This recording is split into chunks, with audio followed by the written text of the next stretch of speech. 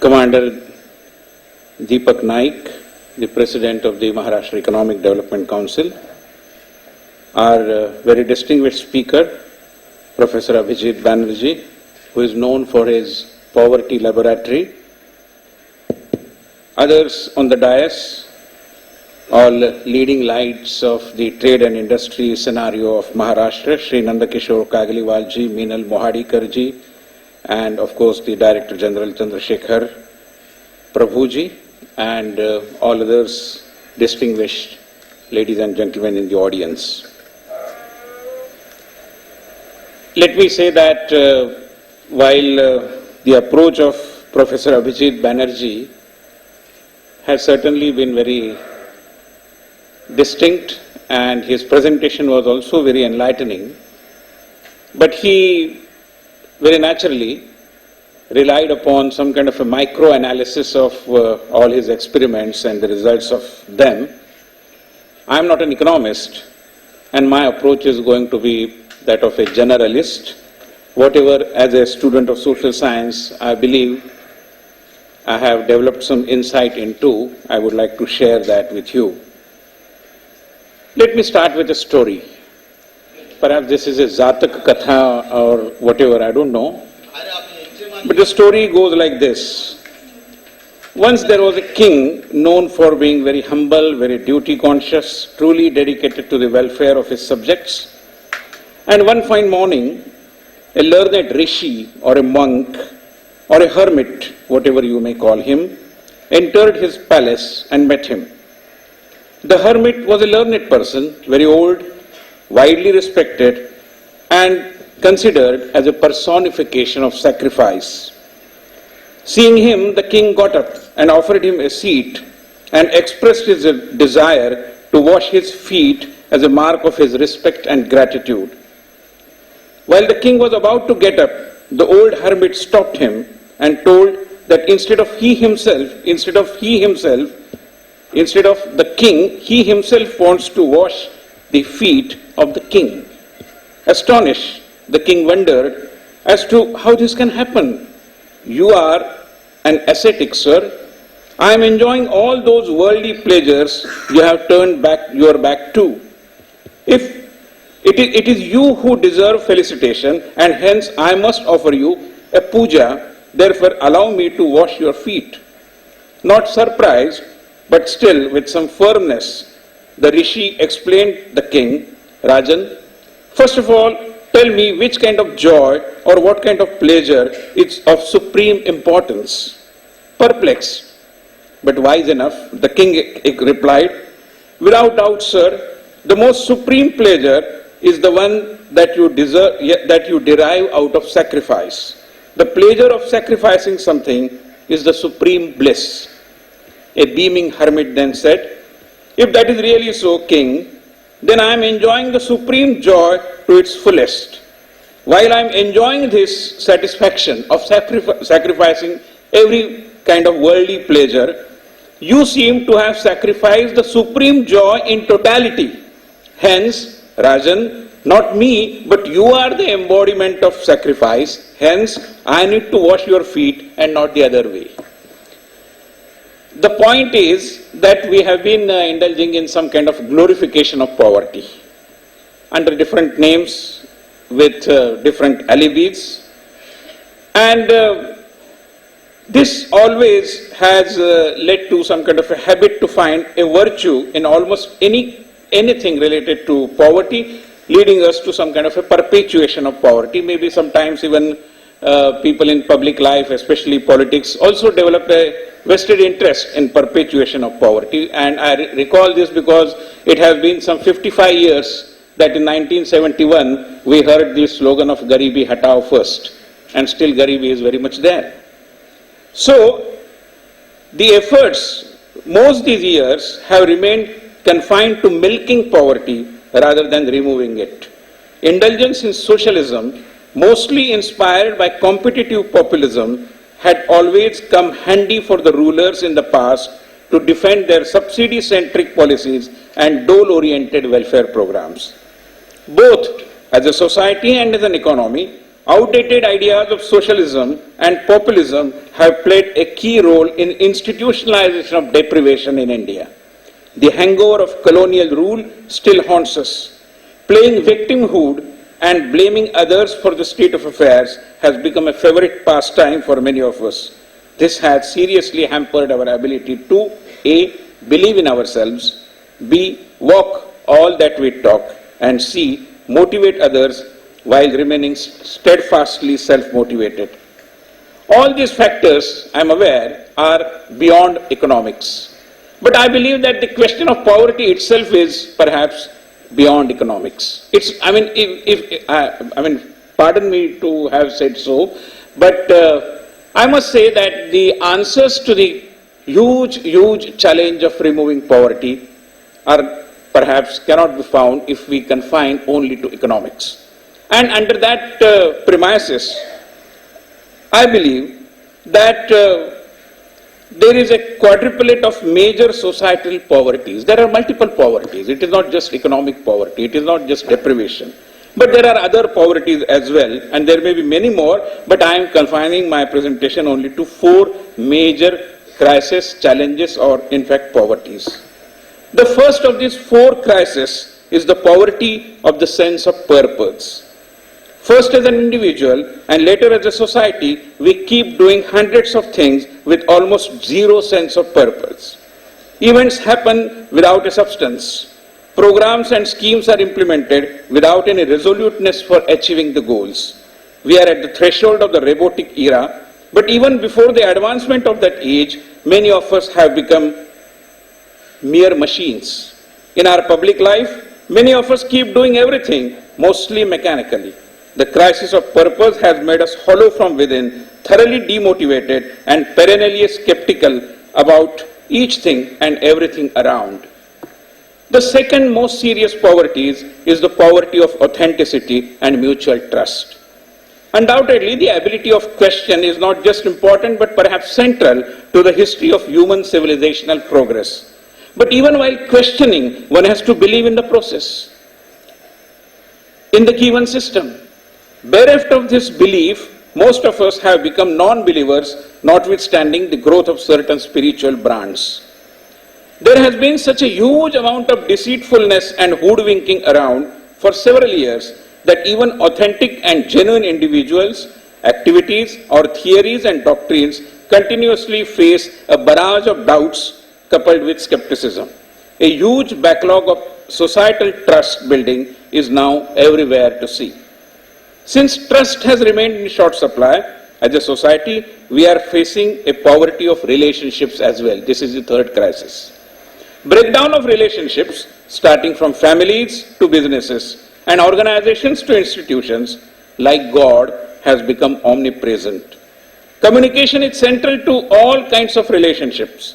However, ironically, even with a plethora of gadgets and platforms to communicate, communication gap continues to haunt us, and it's a challenge.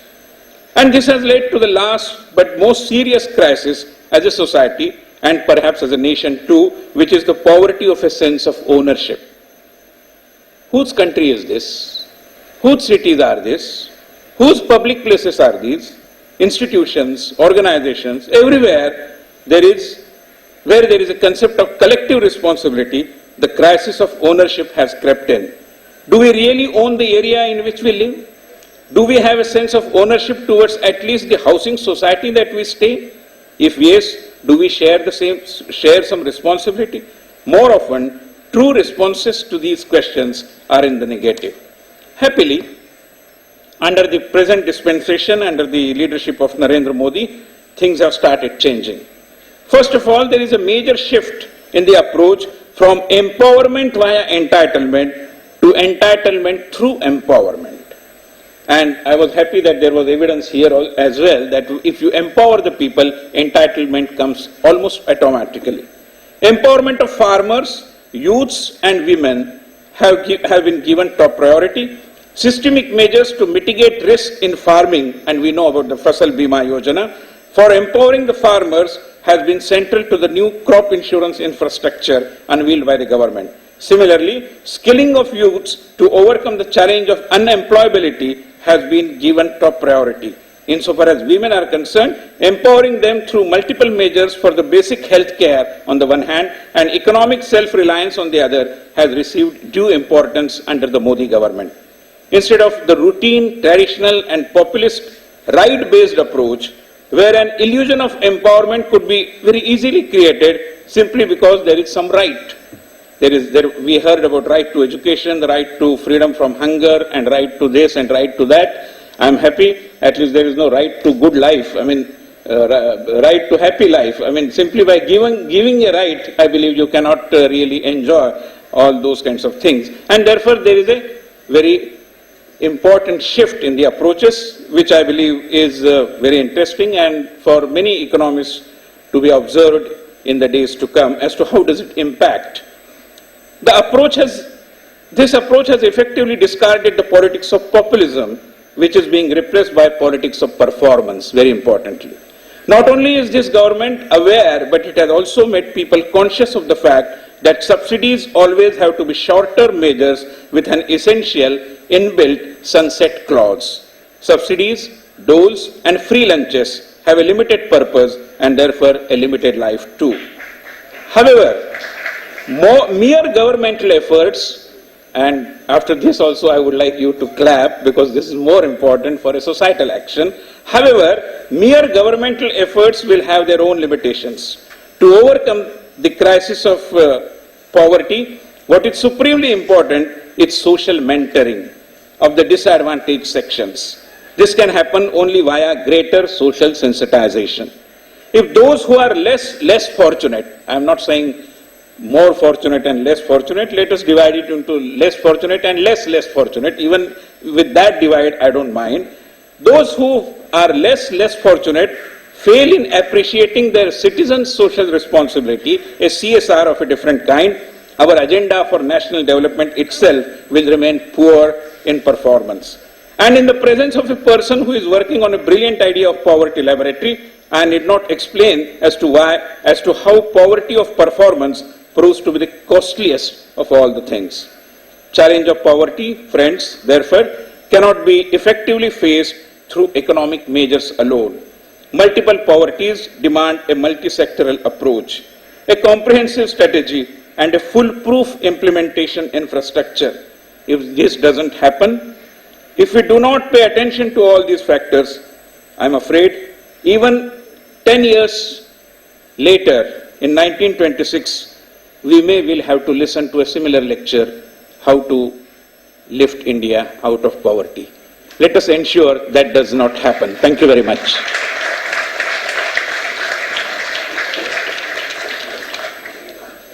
Let me remind the people that the sponsors for this function today, this lecture today, are the LIC, Shamra Vittal Cooperative Bank, NABARD, Rashtriya Chemical Fertilizers and Exim Bank. They are all supporters. Apart from the Federation of Associations of Maharashtra, AHAR, and the Tenants Association, who have supported us in the form of getting a large number of interested people to be present here. Now we come to the vote of thanks, after which there will be a question answers. Keep your questions ready if you have to ask either to us, distinguished speaker, or to the chairman of today's function. May I request the Vice President of MEDC, Mrs. Meenal Mohadikar, to deliver a vote of thanks. After the question. They say the vote of thanks should be after the question answers. So let us have some questions. If you have, kindly tell us your name and the person to whom you are asking the question, either to the speaker or to the chairman. Any questions, please?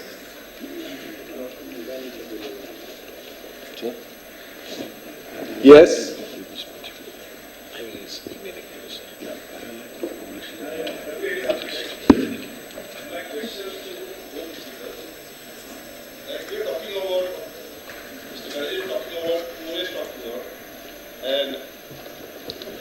Mr. Sahasrabuddhe was talking about lesser poor or like comparatively. Like again, we are focusing on poor, and you both of them agreed and mentioned about there are some leakages in the support they've been receiving by governments. What are the schemes are there? They are having supports to uplift the poor. There was some leakage. All governments have appreciated and acknowledged the leakage. But I have not seen anybody working on that leakage. They are always focusing on the poor and what could be done. But what can be done about the leakage? That's my question. Actually, there's lots of work on that. We did one very small example is in Bihar, where there's lots of leakage in NREGA money. One thing that had a very large impact, given how small the intervention was to change the fund flows. So instead of having the fund flow pattern be that you send money, then they spend money, then you send them more money, you may make it a cashless balance, so that you basically, whenever the money gets spent, you immediately get replenished. That means that basically the accountability is not on a one-yearly basis. So when I first spend the money, then a year later I send the bills back. But you send where you spent it immediately, and we did a large-scale experiment in 11 districts in Bihar, and we find that reduced the amount that were leaked out of the system by something like 20%. So there is actually lots of work on it. We have done many of these kinds of things in many parts of India, but other people as well. I think the present government is also quite interested in this subject. So I think there is attention on it. Any other questions? Yes. On the same question, any opinion? Well, as a scheme,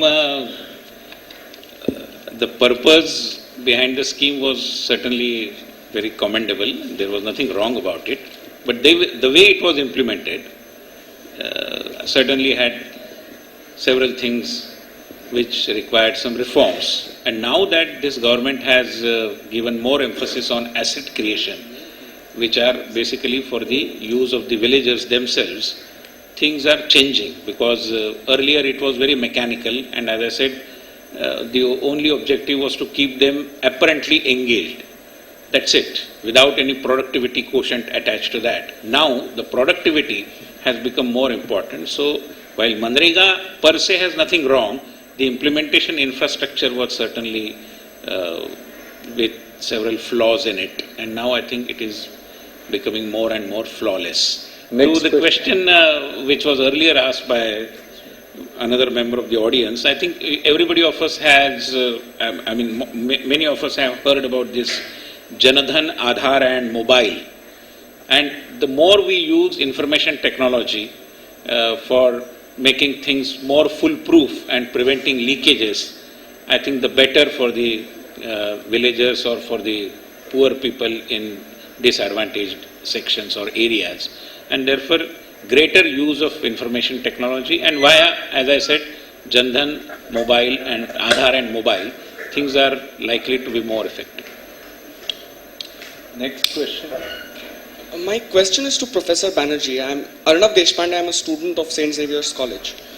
So with the significant errors of inclusion and exclusion that do exist with the targeting approach that you did point out, I want to call attention to an alternative approach that also exists, which is the universal approach, which probably developed somewhere in the Scandinavian countries, which concentrated on the right of a person to not be poor. And on the basis of a similar paradigm, the previous government enacted the rights-based approach towards eradicating poverty, which Professor Sahasrabuddhe disagreed with in his speech.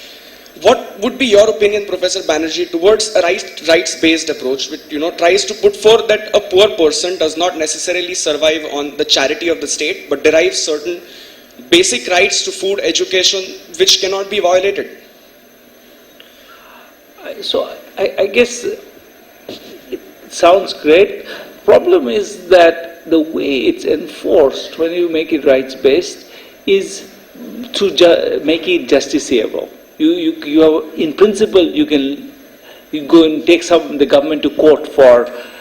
Problem is, given the state of our court system, that seems completely an implausible way. I mean, I do feel that whether you call it rights-based or any other base, the fundamental act of reform has to be systemic rather than through the judicial system. The judicial system is completely incapable of dealing with the scale of violation that's going on. So I think that the amount of hope that's pinned in sort of going to court and getting redress is just not there in the court system. The court system can't even deal with like petty cases of the number. We have the world's highest backlog of cases anywhere as a country. It just doesn't seem plausible that mechanism will do very much. So I think.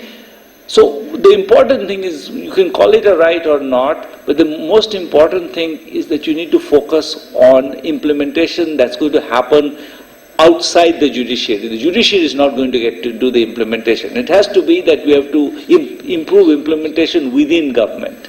And that's not going to come out of calling it a right or not calling it a right. It will come out of a focus on implementation. I think that's the first order answer. Then we can decide on, whether the symbolic content of rights is important or not, where I have some sympathy, but in the end I think this is a red herring. I think we need to focus on implementation.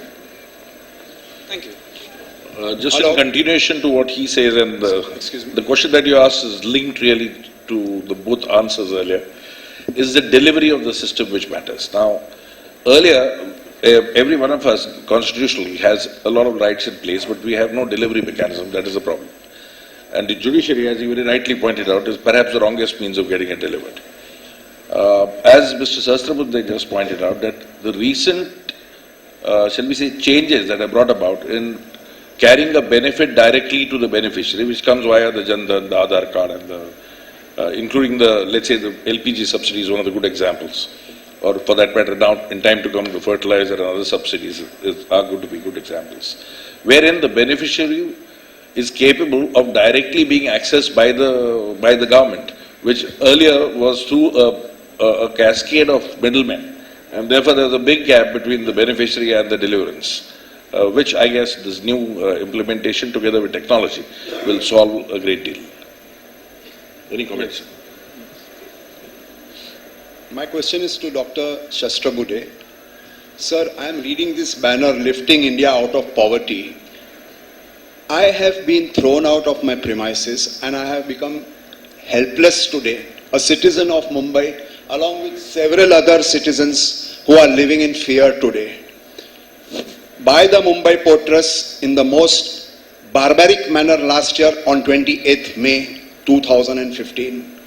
And nobody is there to look after us. You are saying you want to eradicate poverty. Here are people who will be suffering endlessly thanks to the Mumbai Port Trust.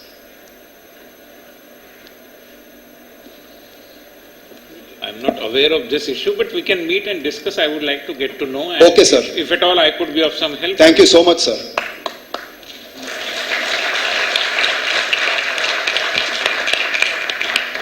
नमस्कार, माझं नाव संपत शेट्टी आहे. माझे वडील ब्रिटिशच्या आधी independence मिळायच्या आधी आम्ही इथे येऊन सेटल झालो. माझा प्रश्न पण असंच आहे सहस्त्रबुद्धेजी, की टेनन्सी राईट्स जे येणार आहेत हे आमच्या डोक्यावरती एकदम फार मोठं एक भीती आहे. ज्यांना घर नाहीये त्याच्यावरती अनेक मार्ग करतो आपण, पण ज्यांचं घर आहे ते उजडायचं आहे का तुम्हाला? तुम्ही मुंबईचे असल्यामुळे तुम्हाला माहिती असेल आपल्याला की आम्ही जे टेनंट्स हे पगडी सिस्टम एक एक्झॅक्टली सबब्स मध्ये जे रेट्स होते त्या रेट्स मध्ये आम्ही घर दुकानं वगैरे त्याच रेट मध्ये घेतलेले आहेत. त्या काळी जर आमचे वडील जर या मुंबई साऊथ मुंबईवरून घर विकून जर सबब्स मध्ये घेतले असते तर याच्यापेक्षा जास्त मोठं प्रॉपर्टी आम्हाला घेता आला असतं. पण सेंट्रलची जी लोक आहेत Can I त्यांना intervene at this stage, please? Because Yeah.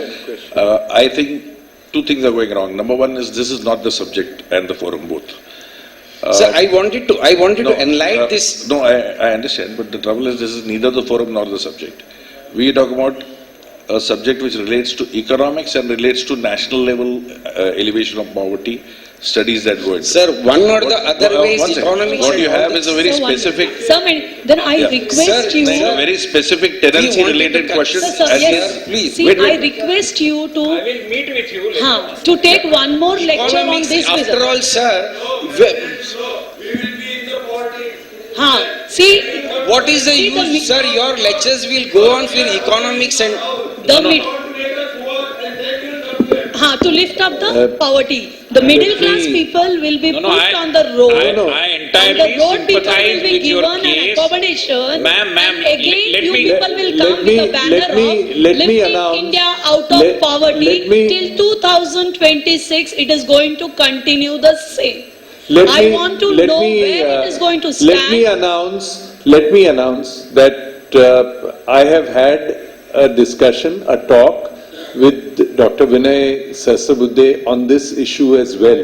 I did not know that so many of you would be here today, but nevertheless, I had already had a discussion, and let me Sir, tell you, sir, excuse me. just let me complete first. Let me tell you that those of you who have any grievances with regard to your problem, either in the public premises or in the tenancy or in the Model Tenancy Act, I promise you that we will arrange a separate meeting with Dr. Vinay Sahasrabuddhe, wherein your representatives will come and I will arrange the meeting on a one-to-one basis, and your representative will have to explain your problems to him. And knowing Mr. Sahasrabuddhe, I am sure that whenever there is any problem which is solvable, he understands that, and he is someone who will try and help in whatever best possible manner. We will arrange for this meeting, and those of you who want to come can come. We will take a See, time from him one and we minute. will arrange Yes, for this. before you take a decision, they will throw us out on the road. They will be throwing us on the road. He is the victim, the second one is myself. After paying all the things, twice I pay my property tax to the BPT and also the BMC, even the rent, even the water tax, even the income tax. After paying everything, I have received an eviction notice from the MBPT and none of them are ready to talk to us. So before you take any decision, we will be thrown out by the Honorable Prime Minister, Mr. Nitin Gadkari. He is not the Prime Minister. Chief Minister, okay, anything, He he is will not be. the Chief Minister he will be. either. I'm sorry for that. I'm sorry. Please, we will. And we will be on the poverty line now. We will be on we are staying there from 1940. We will arrange a meeting with Mr. As soon as Sahasrabuddhe. possible, sir, as soon as possible. Okay, okay. Right, can we move to the next question on the subject? Yes.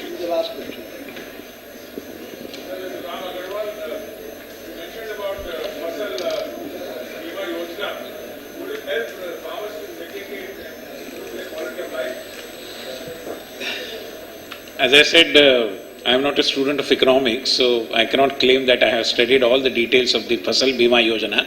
But I'll mention, even then, with this preface I am going to mention this, that the structure of the Fasal Bima Yojana is such that at every stage of his crop and its vulnerability, he is going to get some compensation.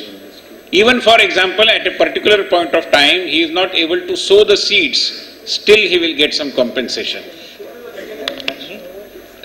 You should be visiting the website of the Agriculture Ministry. They have given in detail the way the Fasal Bima Yojana is going to be implemented.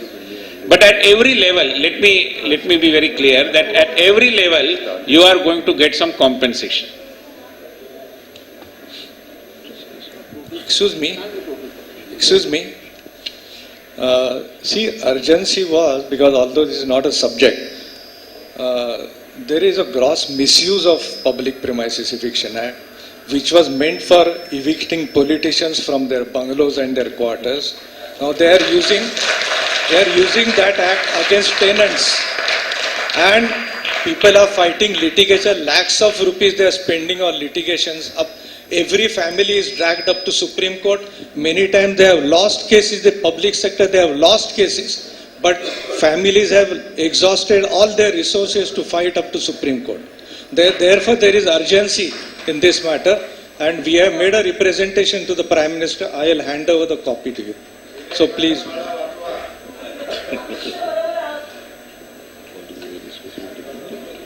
They have already said it. I am not in government. Yeah, exactly. Two things here.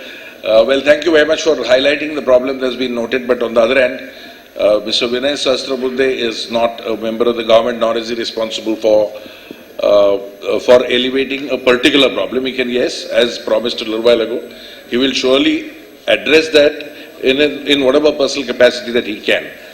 With that, can we move on to the vote of thanks after that? Yeah.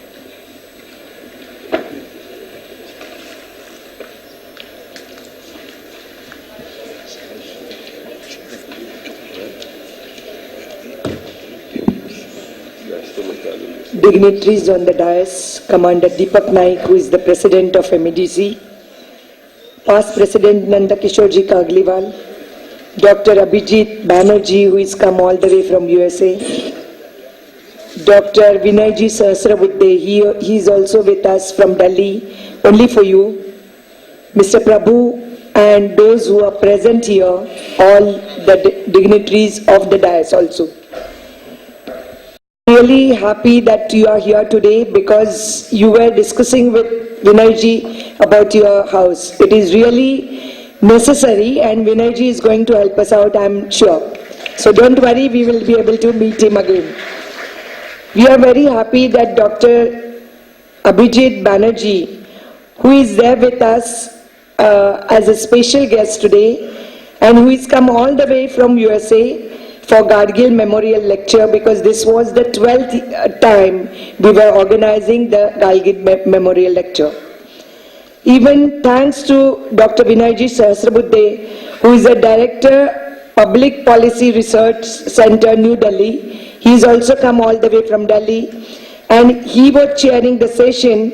Thanks to him, because he spoke so well, and really he spoke about positive things. That's why I'm really happy when he said about multiple poverty, which is really because we MEDC work as a catalyst between the government and all Chamber of Commerce. So where actually implementation is done by us, so we are really happy that he talked some of the schemes also, which are really helpful to everybody, even to you also. I'm not saying that he won't be able to help us out, he is going to meet us again. Then those are the sponsors here: LIC, Shamra Vittal Cooperative Bank, RCF, NABARD, Exim Bank for sponsoring this lecture today. And press people, those who are present here, thanks to everybody. And those who are present, you have come all the way from Mumbai, I know. So thanks to you also. Then while going, I'll just tell you something. Idea is a currency, grab the opportunity. He said that grab the opportunity. Then I will say this is a teamwork. We have come together to do our work. So T stands for target, E stands for efforts. We are going to do the efforts for our houses also. A stands for aim and M stands for man, money, motivation, machine, everything. So this is a teamwork, what we are doing today. And I think Dr. Abhijit Banerjee said about hope. I will say about hope, H stands for hard work. Because when you want to become a business personality or anybody, you have to work hard. O stands for opportunity. Opportunity is there in everybody's life, but you have to grab the opportunity. O stands for opportunity, I said. P stands for people, product, everything. And E stands for effort. So hope is also there. So hope is there with you also. So we are going to meet again with Dr. Vinay ji. Thank you so much.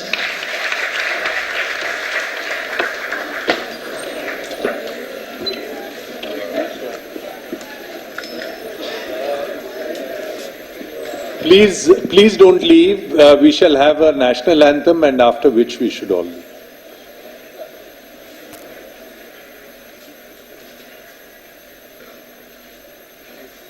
Jana Gana Mana Adhinayaka Jaya